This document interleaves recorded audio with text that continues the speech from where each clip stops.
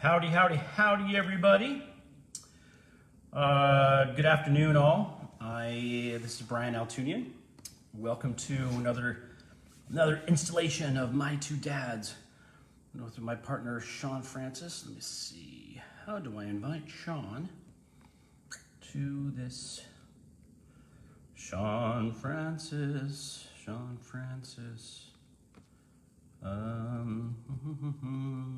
Oh, I could put a mask on. I don't think I want to do that. There it is. Is this it? I don't have any viewers yet. All right. Well, there you go. Okay. So, Sean, yo, are you on?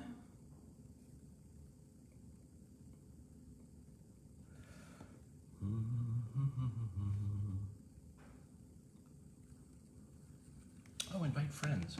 I don't know if I invite friends. Let's see. Invite friends. Let me invite Sean to watch. I don't know if that's going to be helpful or not. We're trying to figure out this whole technology piece. I don't see you live. I'm on your profile. Okay. Well, I'm on. Oh, Carolyn Clifford is watching, so there you go. Carrie Lynn. Hi, babe. How are you? All right, that's so weird. Good afternoon. We're getting rocking and rolling here.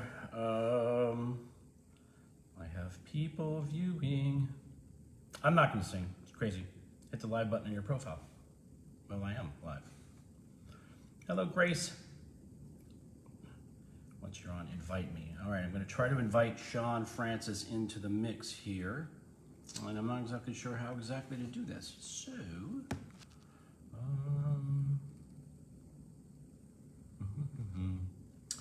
we're going to get this figured out, you guys. Eventually, we'll make this work. Let's just see if this will. Nope. I'm going to go for my profile. Let me know either way works. Okay, Sean. You have a great. The volume is low. Okay, that's good to know. Thank you. All right. Well, I'm at the highest volume that I can be.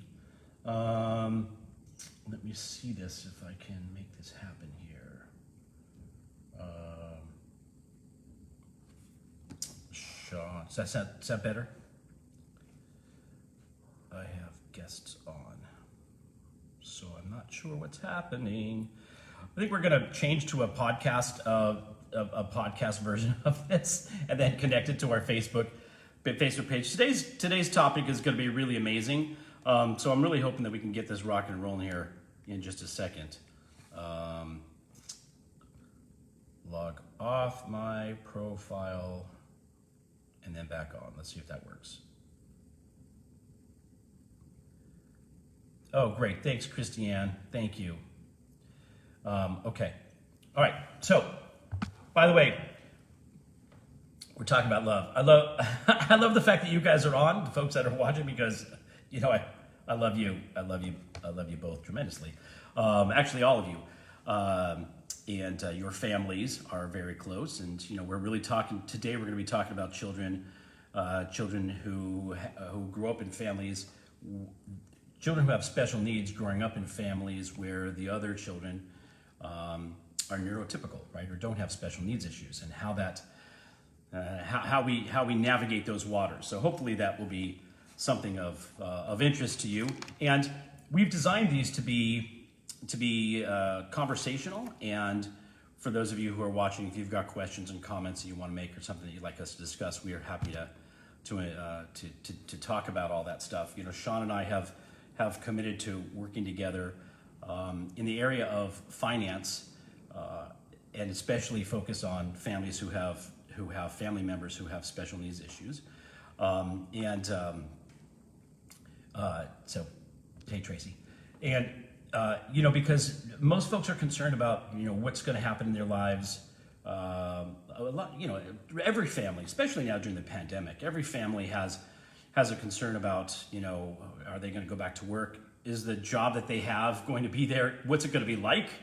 I know I talk to people all the time. They're like, well, I think we're going to go back into an office, but we haven't really been informed of what we're going to do yet. So So families are really looking at the way that they're going to be working in the future, and then with kids doing their schoolwork from home, how families deal with that. You know, how do you balance kids working, doing schoolwork from home while parents have to also work in the home or go. It's a challenge, and so now families are figuring out how do they go from, you know, this week to the next week to the next week. What's the winter going to look like? What's next year going to look like? How does the election impact all of us? And add the uncertainty if you have a child with special needs as well into the mix. And now all of a sudden you're thinking like, oh, what concerns, special concerns, you know, folks who have children on the autism spectrum are always thinking like, you know, kids who have autism have there's certain systematic things that they count on, that they look for, that they rely on, that provides them comfort. And when you disrupt that, all hell breaks loose. So let's see, there he goes. Sean wants to be in my video. Let's invite Sean. I feel like it's going to happen here. Adding. Sean, we're adding. Hey, Bobby. Adding. It's going to happen. I feel it, you guys. Thanks for hanging in there with us as we get to this point. All right, let's see. It's trying to add you, Sean. I'm not really a singer. You probably haven't figured that out by now. Trying to add you. I'm not sure why it's doing that. Are you watching? All right, there he is. Woo! Figured it out. Hey, buddy. Hey. I've already sort of prepped everybody that we're figuring out this whole. Right. Hold on 1 second. Wait.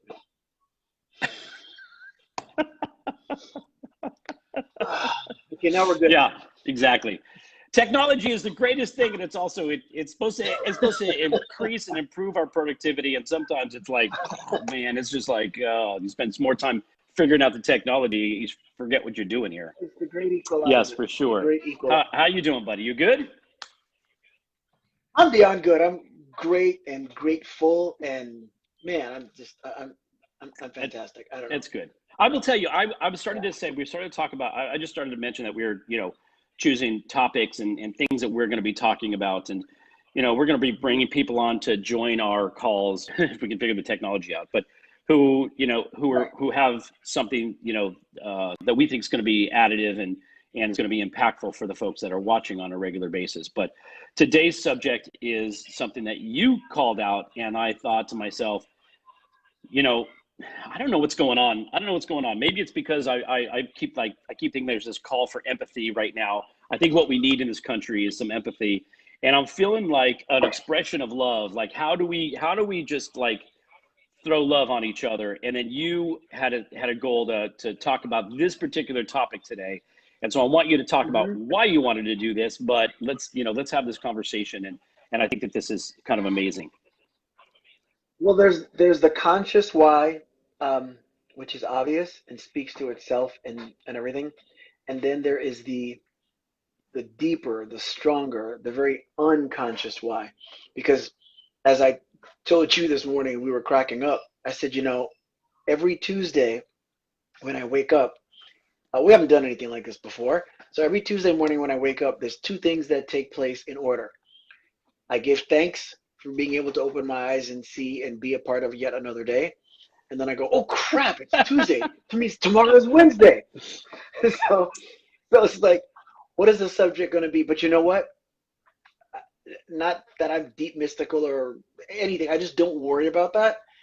And the topic usually comes to me very simply. And I think it's in response to a lot of the things that are around me. And some of them are, as I said, conscious and very subconscious or deeper than that. And the reason why I say that is because of what you just said in terms of what's needed, in terms of compassion and things like that. So the subject that I thought of is something that's actually crossed my mind for a while, several times throughout my life as a parent, which is, you know, in raising a child with special needs, in a home where there are children that are neurotypical and do not have special needs, how do you love differently but equally? Because none of our kids have ever said that they have had a problem with it. And as you know, our family is the epitome of blended. I've got 7 reasons as to why I could change my name to Walton, Brady, Jackson, or Osmond, and it would fit because we've got 7 kids, 4 of which are my sister-in-law's kids that we have been raising for the last 11 years and completed the adoption process about 2 years ago. And then my wife's daughters from her previous marriage, who are grown adults that are, see if I can get this right. They're in the mid to late 20s, put it that way. But especially with the middle kids, I've thought from time to time, I wonder if they feel, left out or loved less. I've asked them, they've never said, they've always seemed understanding because there is no argument around the fact that there is a different type, not necessarily a different amount, but a different type of love that one must give to a child that they're raising with special needs. One that is more hovering, more involved. And for any parent, the biggest battle you will ever fight is trying to choose between teaching your kid to fish versus giving them fish. There are times you want to give them all the fish they would ever want so that they should want for nothing. And actually, I shouldn't even say that. It's not that so that they should want for nothing. It's so that they have everything that they need. That might seem like the same thing, but I view that a little differently. But at the same time, if there's no resistance to the spirit or the muscle, you get weak and it doesn't grow. So kids that have parents that do too much fishing for them don't ever get independent, don't grow. And so when you're there trying to help them along the way with that, at times you might have to let the neurotypical child know, look, I just need a little more time here, and I've always wondered about that, but whenever I ask them, they'll say no, they understand. But when you're talking about that taking place for years, I think it becomes, at least for us, important to just every now and then just drop the reminder on them that, there isn't any less of any love. There's just more attention that one child, may need. And sometimes the best way to do that, as opposed to just telling them that, is to give them one-on-one. Because the truth of the matter is, even if you take the special needs component out of it, Yep. each of us are individuals. So just like we have the 5 love languages with regard to relationships, I haven't even read the other versions of it, but I would imagine that the one as it speaks to kids probably addresses the following, that your children have totally different and distinct personalities. And I've come to find out over the years that that's one thing that's so fantastic about who it is we really are as individuals. There's a stamp that's put upon us to an extent in terms of our general way of being in spirit from the time that we're children. And with each child, it's very different. And so they require a different type of love. So you're loving equally and differently anyway, even without the special needs component. But when it comes in to play, that just takes place twice as much. And you and I have never talked about that. So I was going to ask you what that was like for you when, when Jordan was born. Or I shouldn't say when she was born, as time goes on, because you begin loving like anyone else. But in your case, she's the oldest, though, Yeah, right? she's the oldest. Yeah, that's the other thing that's different. Yeah, and it is interesting, and I think and Carrie Lynn had put a comment. I parent and love different each child, right? And I know her kids. Her kids are amazing. And I think so. I think you're right. I think without the special needs component, anybody who has, children who have different abilities, they all have different needs, and depending on where they are, I have an older brother and a younger brother, and a half sister and stepsister. Like I've got kind of a mishmash of family too, and every individual has a different need, and it's sometimes difficult for the parents to fulfill the needs of their kids if they're not paying attention, especially, right? If they're just like, hey, you guys are all eating the same food, doesn't matter what. If you don't eat it, go hungry, I don't care, right? Some parents just don't have the bandwidth to special. That does not fly in special No, needs. well, for sure. By the way, it doesn't Yeah. fly in other family, a normal, if you will call it a normal family either, because kids grow up in that and they sometimes will look at that, and it helps to form who they are, who they become as adults, right? So in the case of, to answer your question, in my family, in the case of my kids, Jordan was the oldest. She had learning disabilities, and not only did she have learning disabilities, but she had difficulty on a social level dealing with. Oops, sorry about that. I just hit my screen the wrong way. Just dealing with kids of her own age. And I remember thinking that it was requiring her mom and I to spend a lot of time making sure that her needs were taken care of. And my middle child, Gabby, who's only a couple years younger, I think Gabby grew up with the whole thing like, geez, if I could just keep quiet, just kind of do my own thing, like nobody will notice me because they're focused on Jordan, right, to some degree. Yeah. But it does spill. Yeah. I mean, as they got older, she was like, why is it that, I got straight A's and got a, hey, good job. Jordan got, straight C's, and you're like, woo, right? That was one thing that kind of came up for us a lot, and we didn't realize. So the acknowledgement and the recognition of what each child needed is key. And sometimes we don't know it until there's a missing there, I think, right? And so, and we moved Jordan from school to school to trying to find the right situation that was going to enable her to learn and be successful in her education. With Gabby, Gabby was so easy, right? And I hate to say it that way, but Gabby was easy, and so she could figure out her own way. And it's funny enough, it's not dissimilar to my situation with my older brother. My older brother had, some health issues, and my parents were, dragging him back and forth to doctor's appointments constantly. And I was like, oh, I'm going to be quiet over here and sit in the corner. I was doing my own thing. And my parents were like, let's leave Brian, and Brian can do his own thing. He doesn't need anything. Right. And the crazy thing about it is, I would say that as adults, we all look at our deficiencies and the things that we feel like we need. And for me, I have I like a lot of us have this whole, like, I need some acknowledgement. Like, I do need some acknowledgement. We talked about that today, too. Yes. For sure. Right. We did, for sure. As an individual. Right? And part of that came from the fact that, like, I wasn't even getting acknowledged for doing the stuff that, like Gabby, like, just, I'm doing good stuff too, but you're so focused on the deficiencies over on that side. Like, hey, what about me? And it carried forward into my adult life as well. And I think for those of us who evolve or focus on evolution here, to somewhat, right? If we can recognize our need, it makes it a lot easier for us to sort of go, okay, yeah, that was my need to be acknowledged. Or sometimes I even joke about it with our friend Doris. I'm like, hey, Doris, I need a little acknowledgement, right? That was good, right? That was okay, right? But Gabby does that too, in light of the fact that that we were spending so much time working through Jordan's issues. And so the love component of it, we love each of them wholly, entirely, completely. And as Carrie Lynn was saying, somewhat differently, only because the love languages I think that you're talking about, if we're attentive enough to know what our kids need, what love language they need, and we can fulfill that need, then hopefully we're doing the right thing, and we're giving them the love. Just to finish the cycle here, I've got Blake as well, who's 13, who's completely different. He's so much younger than the other two.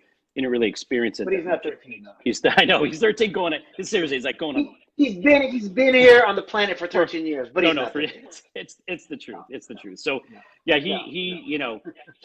it has done this for him and for Gabby too, I would say. Acknowledging our differences and acknowledging, and being tolerant and empathetic and learning how our differences are what make us unique and what make us special. And it gives us, an opening for magic to show up, because we're not looking at differences like it's bad. We're looking at differences like it's part of who makes it bad. Yeah, just that there are differences. And it's funny because it's a good question, Robert. We give our children what they need, and there's that which everybody needs. Yeah. Everybody needs certainty, contribution.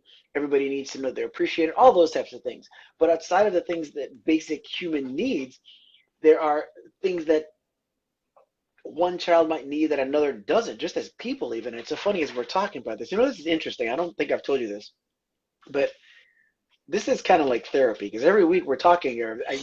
you know, the lighting should be perfect because as we're talking, there's like stuff going off in my head. I'm like, oh, wait a minute, I didn't realize that. So I even realized things about myself. For instance, my brother and I, he has always been, you know, Mr. Academic, and coming from the Caribbean, from the Virgin Islands, you know, everybody gets a degree, 4-year degree. What are you going to do? I don't know. Get your 4-year degree. What are you doing? It's either I don't know or I've got this career. But either way, you got your 4-year degree. To say nothing of having to go on to get your master's or, you know, become a doctor or an attorney, whatever the case is. I have people with all kinds of credentials in my family. So me being someone who's like, if I go to college, what am I going to go there for other than time? I just wasn't, you know, and I was always physically in a classroom, but mentally someplace else. And I remember my dad telling me, you know, he he said, and he said, you see these grades that your brother gets? He works his ass off to get those. He works so hard to get those grades. And you know what? You could get all those grades in your sleep if you would try. And he said it in his presence. And my brother he might have been a teenager. I say might. And his response was like, you know, that's true. And I was just like, I you know, you don't necessarily get that. So there's different things that are needed. Now, what he needed was somebody willing to spend some time to show him what to do. And if he struggled or whatever, you know, kind of leave him alone and let him do his thing. Me, you know, I was just like focusing in, you know, I was distracted by focus, distracted by distraction, just not able to keep focus on these different things. And I think over time that might have even got me to wonder, okay, well, what is it that's going on? I think I've reflected on some of that as I think about our own kids, where we're like, look, do you realize, you know, and are you okay? And with anybody that struggled with school, I find myself letting them know, like, look, this is stuff that's on paper. This doesn't determine where you go or who you are. And I think that's it's interesting because in some families, some do better at it than others, in and out of the special needs realm, in terms of making sure that you're letting people know that, letting children know that they're not loved any less. There are some families where that becomes very, very blatant, that it's known that that's the case. And I think it's one of the most damaging things that could ever take place. And that's where the challenge comes in terms of loving equally but differently, because you're going out of your way to make sure that this child who has developmental delays of some kind knows how special they are, because there's enough things out there that's going to tell them that they're not. And you know what it's like? This is an interesting analogy. Some people are going to go, yeah, I get that. Some people are going to go, some people might turn off right now. I don't know. But it's almost like, say you're God. You got all your children, right? Of all these different races. You look at Black Lives Matter, right? That's like, we want these kids to know that they do matter. Not because the other ones don't, but it's the same, you know what I mean? I don't know. That might be like a weird analogy. I don't know. But I think it's the same thing where somebody has a deficiency, perceived or otherwise, or put upon them or diagnosed, whatever the case might be, but you're looking to make sure that they know that they're loved. And in the effort to do that, you can have another child go, I guess just don't necessarily love me as much. And what's dangerous is if the thought is so deep inside that it is subconscious and you do it. So you really have there's a job on people's hands in terms of doing that. And it's funny, there's books on parenting and things like that. I think people read some books, you know, what to expect when you're expecting, which deals more with like the physical birth or whatever. But I don't think there's too much conversation that takes place out there to prepare people for becoming a parent, generally speaking, especially in the area of special needs, because that you don't know till the diagnosis comes out. And not only that, but I mean, people have to understand too that, and you know, Carrie Lynn had made a comment here, you know, parents, you're doing the best job that you can, right? We're all doing the best jobs that we can as parents. And we're evolving, and we're, you know, and we're going through our own stuff. We're doing the best that we possibly can for our kids. That's the hope, right? We're doing the best that we possibly can for our children. Bye, bud. That's Elijah, everybody. Okay, I love you too. Yeah, he didn't feel like getting. He didn't want to get on camera. He can't. No, but he can't leave without his announcement. Okay. And his phase that he's going through right now is he addresses everyone by like if he knew your middle name, because he doesn't call you Brian. He refers to you as Brian Austin Jr. So he would address you by first, middle, and last name. So as he's leaving, he has to say, Elijah Anthony Francis loves Sean Anthony Francis. Oh, I love Bye. it. I So, love it. so I love it. yeah. But I Yeah. was starting to say, as parents, yeah, we try to take in, and Carrie Lynn saying that, she's read all these books. You take a little bit of the pieces. But the reality is, I think Mm-hmm. we are the hardest on ourselves as parents, thinking that, oh my God, I'm going to Oh do yeah. something to screw this kid up, or I'm doing, I'm doing something wrong, or and at the end of the day, I think, right? I don't know. I'm not an expert in this field, but I'm going to be 57 this year. I've got 3 kids. The one thing that all 3 of my kids know more than anything else is that I would take a bullet for them. I would die for them. I am the first person that they should call if they're in trouble. I'm the person they call at 2 a.m. when they're stuck. I'm the person they call when they need help. And they know without a doubt, no matter what I'm doing, they come first in my life, always. And I think as a parent, that's all. Mm-hmm. If we've done that, we've been successful. Right now, again, I'm talking, fairly neurotypical, right? So, but I think at the end of the day, it really is. It's all about love. And the best thing that we can do is acknowledge and recognize the kind of love that our kids need, and try to, we're like, to your point, we're all take the God analogy. We've got a pitcher of love, right? And it may be different flavors. We got to fill each cup, for each child in the way that is going to Mm-hmm. make them feel satiated, right? They're gonna drink from the cup of love, if you will. And I think that Right. that's our challenge as parents, and what we have to do is make sure that our kids know that they are loved, on a regular basis, and be grateful, thank God for putting us in. I'm a firm believer that God gives us the difficult tasks because He believes that we can handle it. He doesn't give us anything we Does can't not give handle. us Yeah. anything we can't handle, right? I think Carrie's going to, those are my daily thoughts, failure, but I will never give up. But here's the thing, you guys, I'll just say this, Sean. I don't know if you can see the comments, but Carolyn Clifford is, I can't for some because I maybe know. because it's originated with you. Usually I can, Yeah, I but think it's yeah. whoever originates Okay. it. But I just want to say one thing Yeah. about Carrie Lynn. She's, first of all, I love her dearly. Her children are amazing. She's a single mom. She struggles with the things that all single parents do, and I think that but the one thing that I know about Carrie that Carrie Lynn that is pervasive is the amount of love that this woman pours on her children and the people around her is like it's overflowing. And so at the end of the day, that when you look at it at another parent who's dealing with their children, and you can see the level of love that they offer them, it's to me that's a measure of, we can't do anything more than that. We can't guide them any more than know that, to fulfill them with love. When it comes to children who have special needs, sometimes they don't process it the way that neurotypical kids do, right? And so the challenge for families who are dealing with children with special needs is, how do you identify that piece of it, and make sure that you can fulfill that piece, right? And again, I will say, Jordan, without a doubt, no matter any cognitive issues she may have in life, she knows that I am her guardian and her champion of love. And Sean, I'm sure that Elijah feels the same way about you. And so, since Elijah's on the autism spectrum, you can speak to that, because I think you probably encounter other challenges with him. How do you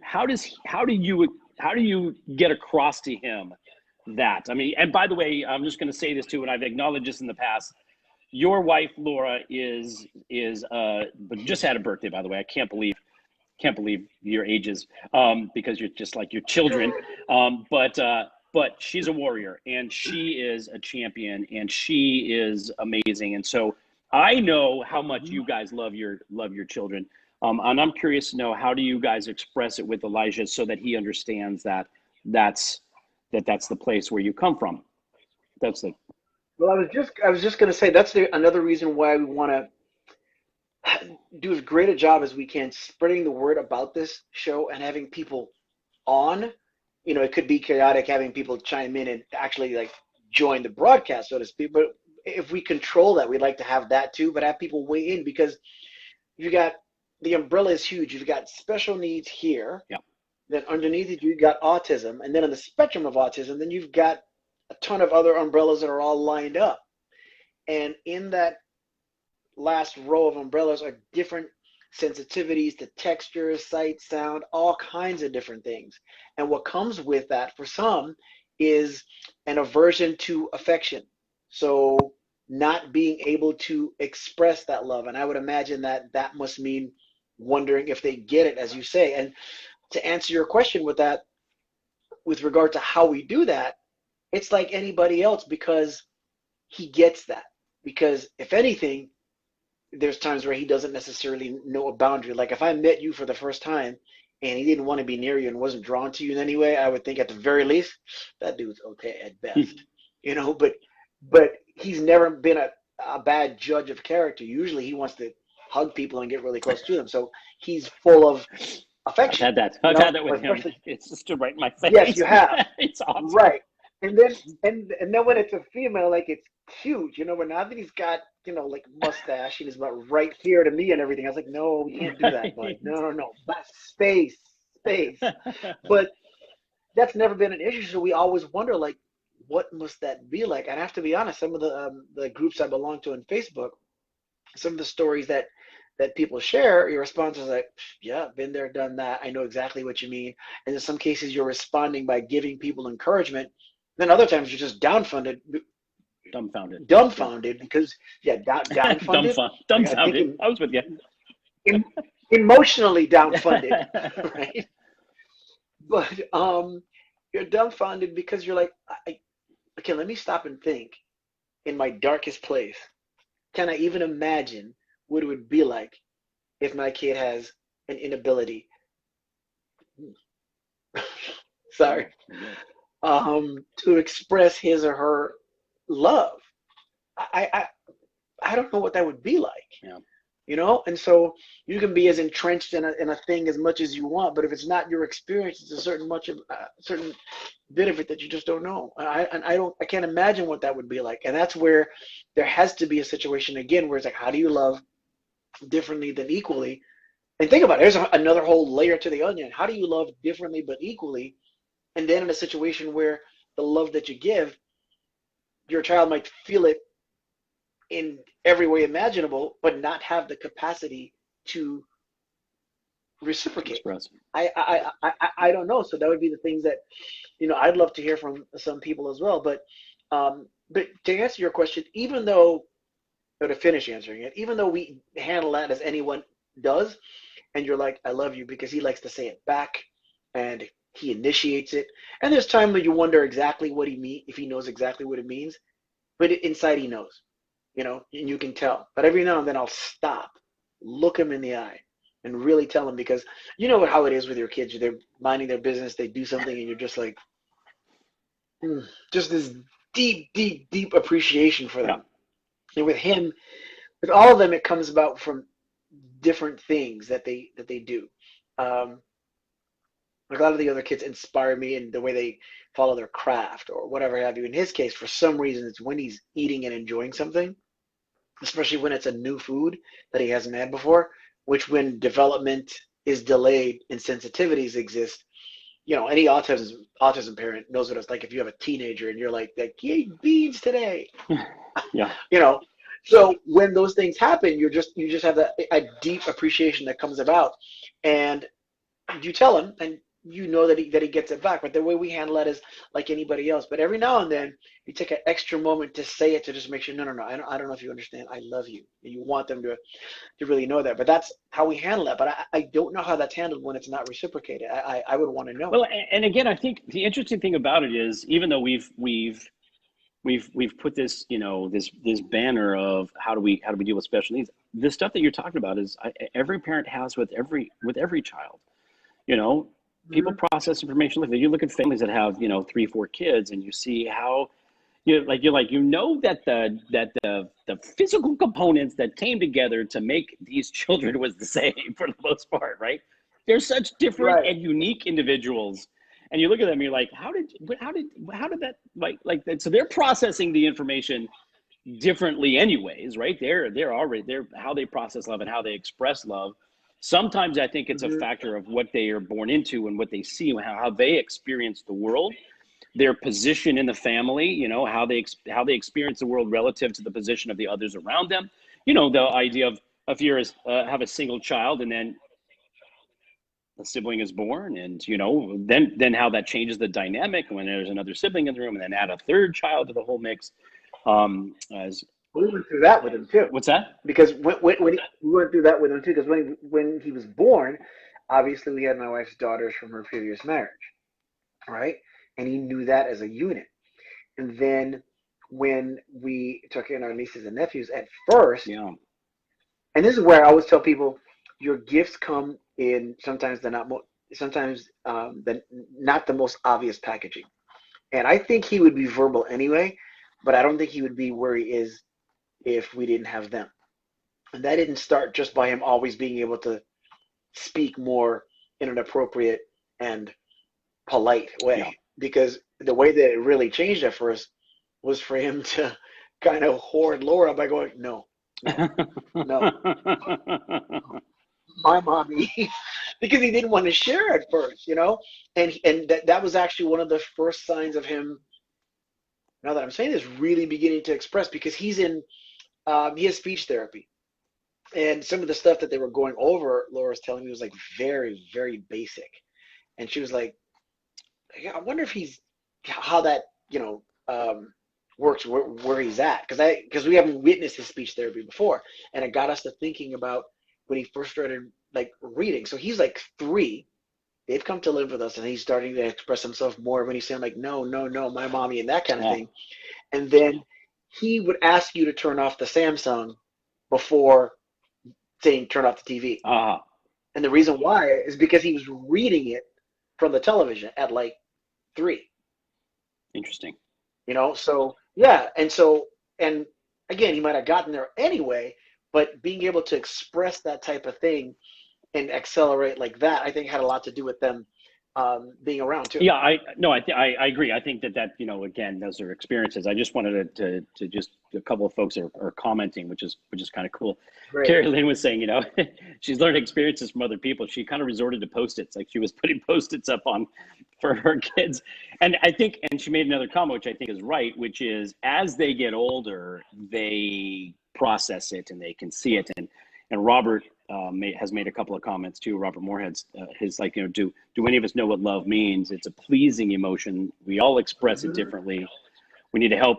We need to help other people understand our feeling of love, which I think goes back to that whole the 5 love languages is one of those books. When I look at, I'm like, oh, it's so simple. I hope that those that fit, yeah that those five languages are really how we express our love. It does help you understand. Like sometimes I'll just say in relationships, if you can be vocal about it, like, hey, by the way, just so you know, my love language is touch, words of affirmation, those kinds of things. At least you're like, hey, I'm just be upfront with it. Like, this is what works for me, and let me know what works for you, because I will tell you, having been divorced, I have missed those signs, and have suffered for those, for not understanding how the love languages work for both of us. So I think, Robert, you make a really good point, right? Everybody has a different way of expressing it. We need to understand how people receive it. So when it comes to our children, especially our children, as they're processing things differently, and to your point, how they encounter the world, other people who come into their lives or come into their family, there are ways that we show it and express it, and it's going to be different. And I don't think it's any different than dealing with kids, again, in a neurotypical family that don't have those issues. Everybody has these issues. I mean, listen, we joke about it now, not to get political, but people talk about the Trump children, like they're 4 completely different alien beings, Ivanka and Eric Jr. and like they're all Eric and Donald Jr. And then Tiffany. Like everyone looks at them like, well, you can kind of look and see where their parents express love, as if we have any idea how that family has interacted with those kids. But the reality is, kids develop their own kids. I keep saying kids. I know some people are offended when I say it. Children develop their own their own, you know, their own skill set. Their That was Robert's. Was it Robert? Sorry, Robert. I keep saying Yes. kids. I have a goat farm, so I'm used to kids.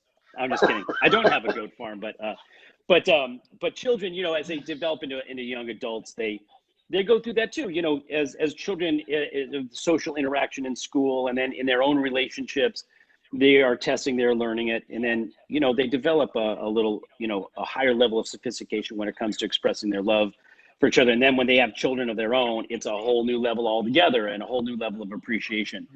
You know, it's I'll just say this one thing. I'm sorry, I'm like taking over the conversation, but you know, No, you're good. Mark Twain had this thing which I loved. He was saying, you know, when I was 7 years old, my father knew everything, and then when I was 14 years old, my father didn't know anything. And then when I turned 21, Right. I was surprised to see how much the old man learned in the last 7 years. Right? That's his experience of like children as they you know, as they get older and as their awareness changes. And I think, and it's a simplified example, but I think that the, you know, how to receive love and how to express love, I think evolves and changes as children grow into young adults and adults of their own, and then having children of their own. So I think that for us as parents, the only thing that we can do is just pour that love on these children as much as we possibly can, and try to identify the thing that is going to make them feel and experience that love, and then hopefully, even if they're just modeling it, be able to express it to those around them. And I think, to your point, Elijah is 13. Elijah's 13. Oh my God, he's 14 years old already. He does express first year of high school. Oh my gosh. So he does express his love. I know, because I've seen him, how he, to your point, how he comes up to people and how he receives them, and how he's in their space in a way that's like he's invites them into his space, invites people into his space is his way of providing that blanket of love. And so I know that he has the ability to express. It just may look different than what it is for other kids, right? Other children. That's the other thing that I think is true too, is to allow yourself some silence to really study and watch. Because I think this way about of a lot of people, especially successful people or people that have done extraordinary things, and you tend to wonder. I wonder what is going on inside their head. How do they think? How do they see things? And I do that with him all the time.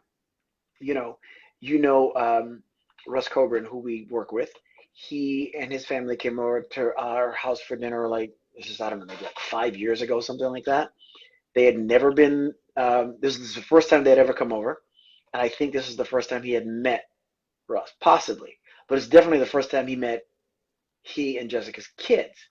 And one of their boys was there, and he was there with his girlfriend, and they were relaxing, and they fell asleep on the couch, and we had already eaten dinner, we're all sitting around talking and everything, and Elijah kept trying to wake him up, telling him, JJ, like, wake up, JJ. And Russ and Jessica looked at each other, because this is a phase where he would, if he didn't know a name, you know, he'd kind of like make one up or something like that, you would think, right? Or he'd like let go of it, you know. But he was referring to him as JJ like he knew him or something, and Russ and Jessica were looking kind of like freaked out, and I was like, you know, what is the deal? They were like, that's his middle name. Wow. And he would not address him by his name. That's interesting. Yeah, so then it got me to really thinking, like, what? And this could be way deep off the weird side. I don't know. But my grandmother had passed away maybe a year or two after he was born, something like that. And I had a picture of her I had a picture of this place we lived at the time. I had a picture of a bunch of different family members on the fridge. So there's a lot of them to choose from. But he would always, and he had no words. He's, like I said, like about 2 or something. And he would always point to her picture on the fridge and look to take it off. And no other picture on there. And those are maybe extreme examples, but it just makes me stop and think, especially in the special needs component, where you're like, the problem that a child with special needs has, especially when it comes to autism, is the challenge of expressing that which is already inside. Not that it's not there, So that's what makes me always wonder, like, I wonder what is like really in there. And then you have to remember, because I'll admit, I, I get caught up in me lots of times. You know, We you're running a all, as we business, all you're do, trying, as adults, as yeah, you parents. know. So you're dismissive about things, and then other times when you're like really, you catch yourself, unless you're like, I gotta raise my consciousness and have more moments where I'm like trying to get in there and figure out like what is it? Because there's times where it just comes out of him and like slaps you upside the head, and you're like, you know. So, and again, it goes back to that thing where I always say that questions are more powerful than statements. Anyway, Yeah, listen, any day of the week. listen, to that point, I remember when Jordan was diagnosed, and you know, with her, you know, with her learning disability, and the one thing that came to me immediately was, this was God telling me to pay attention. Like, for 18 months of her early life, I was an entrepreneur. I was doing my own thing. I was working, and I had this child, and she was my first, my only child at the time, and I loved her, and You're doing the kid stuff. yeah, she was a kid. Yeah, it's great. You know, let's go, mommy and me, and do all that stuff. Great. But I was not paying attention as as significantly as I don't want to say should have, right? And that was, to me, that was the message I got, was God was going like, pay attention, like, be present when you're with your child. And I think, and I love that Carrie Lynn's like, it's not just autism, it's all of them. And you're right. It's everything. Yeah. Right. And I think that as parents, our job, if you will, is to be present for our children, and to be present for what's, you know, what's motivating them, what's inspiring them, what's, you know, what they're passionate about, what's bothering them, how they're internalizing, how they're, you know, how they're processing. And I think that when we find children who have social issues, oftentimes it's sort of, I don't want to say it's ignored in the house, because who knows what's going on in these houses, but I think if parents are in tune to what's happening and can modulate, our job as parents is really to make sure that our kids, you know, our children can have their needs fulfilled, whatever that looks like. But more importantly, it's that we have to pay attention. Oh my gosh, speaking of children, my child just showed up. That's awesome. Hello, buddy. My 13-year-old just showed up. Good luck. I can't hear me. Can't hear you because of my. Anyways, but I think for parents, you know, I'll say this about special needs, and I know we're getting kind of close to the end of our hour here, but I really truly believe that God, you know, God has miraculous ways of working. I'm not a religious person. I'm fairly spiritual. I'm not a religious person per se, but I look at my relationship with, you know, with God, the universe, whatever you want to call it, and I know that there's a reason for everything, and I know that there's, even those things that we can't process, we can't figure out logically. I look at it as the universe has a reason for things to be the way they are, and I think that God's put special needs children and special needs adults even in our lives to show us that we are perfectly imperfect, all of us. We're just on some scale of that level of imperfection, and what we may deem as perfect in our own existence it's not the same for every single person that we encounter. There's somewhere along that continuum, and special needs children are often those that are there for us to have an awareness of, there's something so significant and so truly special about them, and how they experience the world is something that creates awareness for all of us to expand our minds into what's possible. I know it sounds all, you know, preachy and all, but No, this is true. when you see parents who are struggling with their special, you know, their special needs children in a store or in a public setting, and you don't really know how to relate to it, man, we've talked about this before. You got to have empathy for the child and for the parent looking at the situation, because there's so much stimulus coming at us on a regular basis that how we all process it is completely different. Each one of us, all of us as individuals, whether we have special needs issues or not. And Yeah. add that to a child who processes things slightly differently. Children with Asperger's, how they process stimulus, how they process emotions. Obviously, children on the autism spectrum, children with cerebral palsy, children who just have cognitive processing issues. That you may look at them and go, well, that person's slow. Yeah, that person is processing their information differently than you, but they're processing it just as thoroughly as you are. So we need to have empathy for those around us and those, those folks who are struggling to get, this is a difficult world. This pandemic has shown us this is a difficult world anyways.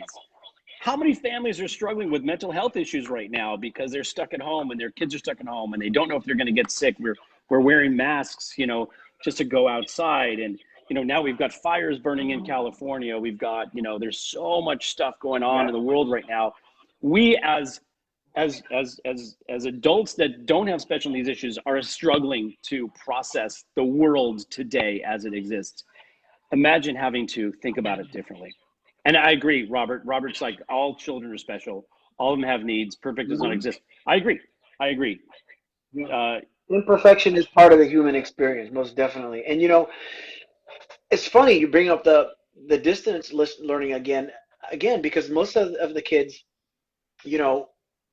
they just get their device and they go, and that's it. When there's a class and everything, with Elijah, it's a lot more detailed. You gotta watch because he's either like, he may be, just not there because it's just something he doesn't want to do.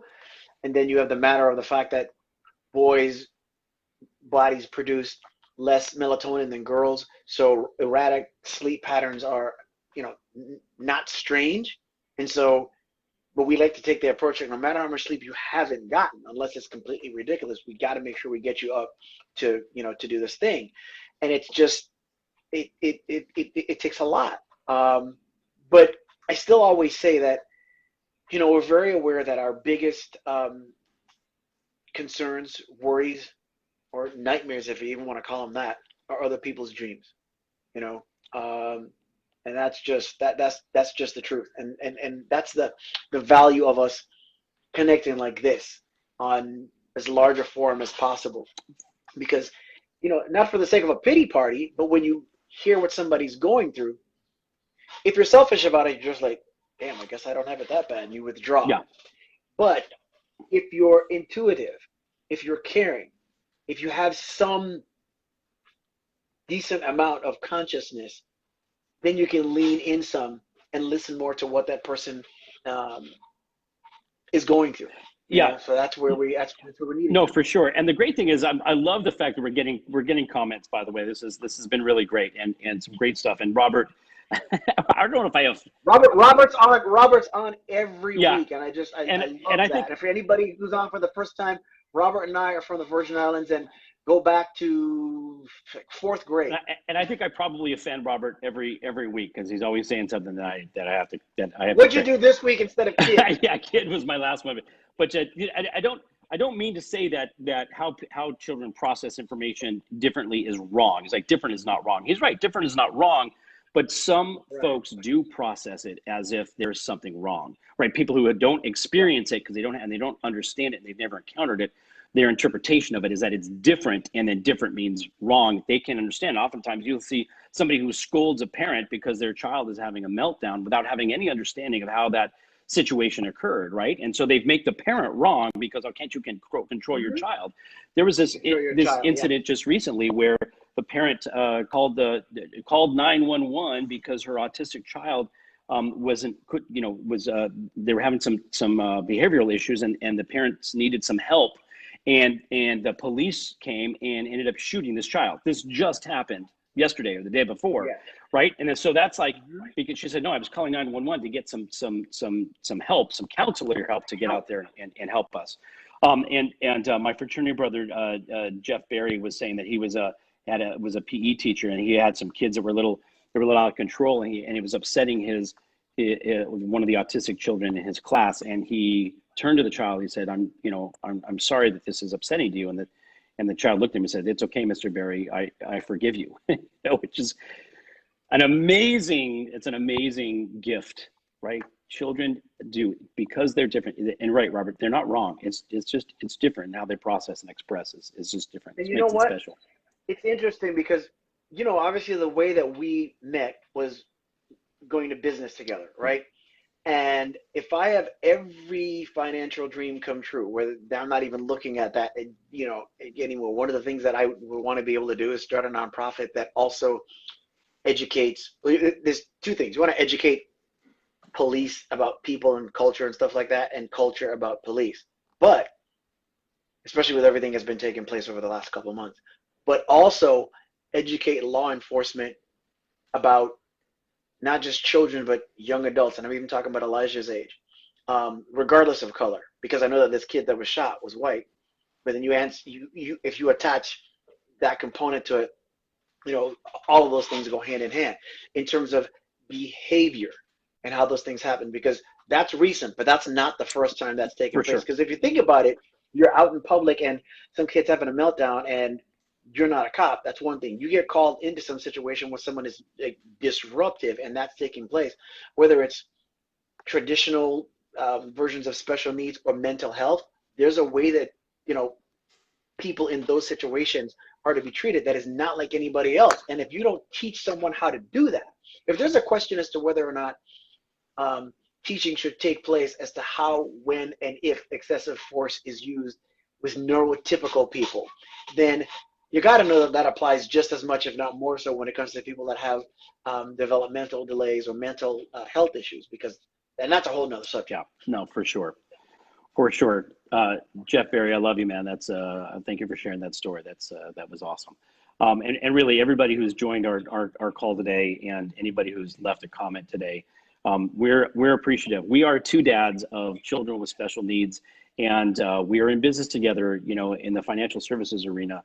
But our love for the people around us and for our family members, and it's given us a special place of empathy, if you will, for the struggles that families go through, dealing with their own, personal finances, but also as they look into the future of, what the future for their children is going to look like when they're not around. And so yeah, we call this two dads because we're just two dads, man. This is, we're generally, men don't talk about this stuff and get vulnerable. Thank you for being vulnerable today, Sean, about this conversation, because it's important that conversations like this exist. And I just want to say, it's such an honor for me to be in business with you, but to be in this humanity with you, Sean, because I know who you are. I know who you are, as a human being, but I know that the size of your heart goes far beyond the extension of your body, if you will, and your spirit is and your generosity is huge. And so everybody who's commented today, and just know that we love you. Thank you for spending the time with us. We're getting close to the end of our hour. I want to express my own thanks to all of you who decided to contribute. Carrie Lynn, Robert, Jeff, everybody who made a comment and posted, and share this with folks. We want to keep having this conversation.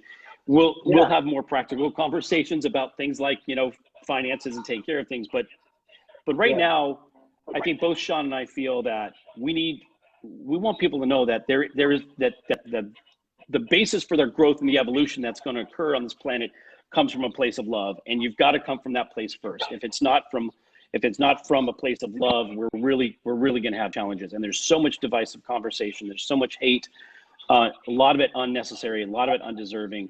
And we got to start mending. We have to start mending both sides of the aisle, both sides of our cultures, both sides of our races. We've got to start to mend, and it starts with coming from love. So that's sort of my pitch. And Sean, if you want to say something as we wrap up here to wrap us out. Definitely. The first thing is, whether we have 4 or 40,000, the idea of daring to do something like this and having any number of people that tunes in every week that's not here for the first time, and especially deep dose of gratitude and thank you to you so very much.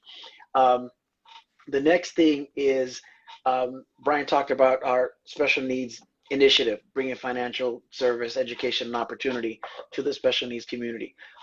We have an event coming up on the 23rd of September at 6 p.m. Pacific Standard Time via Zoom, where we're going to be sharing just that. And we'll be giving information in the weeks to come. We'll have the flyers up today. So we want to make sure that you share that with people as well.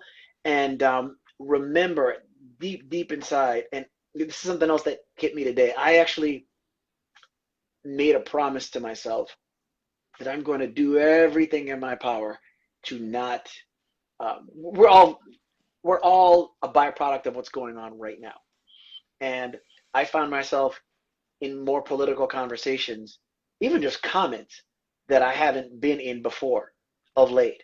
And some of them I'm like, that person is friends with me on Facebook, but I don't even know who they are. I'm not sure why we're friends. And in some cases, we might not even have any mutual friends. I'm like, that's not necessary. It's not necessary for me to have those conversations go back and forth or anything like that. So what it got me to thinking about is that remember every day that there's somebody out there that really, really needs your help, needs your just your prayers, your thoughts, and your love. Um, Everywhere. There's people that are hurting, and there are children that are in desperate situations. If you got running water, you got a roof over your head and clothes on your back, and something to eat, just period. Make sure you're thankful for that. You strive for more, and when you get more, make sure you share it.